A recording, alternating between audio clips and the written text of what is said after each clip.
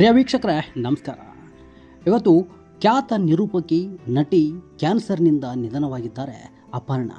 ಹೌದು, ಅಪರ್ಣಾ ಯಾರಿಗೆ ತಾನೇ ಗೊತ್ತಿಲ್ಲ ಹೇಳಿ. ತಮ್ಮ ಸ್ಪಷ್ಟವಾದ ಕನ್ನಡ ಭಾಷೆಯನ್ನು ಬಳಸುವಂತಹ ನಿರೂಪಕಿ ಈ ಅಪರ್ಣಾ. ತಮ್ಮ ಬನಶಂಕರಿ ನಿವಾಸದಲ್ಲಿ ಇವತ್ತು ಕ್ಯಾನ್ಸರ್ನಿಂದ ಬಳಲ್ತಾ ಇದ್ದಂತಹ ಅಪರ್ಣಾ ಕೊನೆಯುಸಿರೆಳೆದಿದ್ದಾರೆ. 51 ವರ್ಷದ ಅಪರ್ಣಾ ಕ್ಯಾನ್ಸರ್ನಿಂದ ನಿಧನವಾಗಿದ್ದು ಈಗಾಗಲೇ ಕೆಲ ತಿಂಗಳಿನಿಂದ ಚಿಕಿತ್ಸೆಯನ್ನು ಪಡಿತಾ ಇದ್ದರು. ಚಿಕಿತ್ಸೆ ಫಲಕಾರಿಯಾಗದೆ ಇವತ್ತು ಕೊನೆಯುಸಿರೆಳೆದಿದ್ದಾರೆ.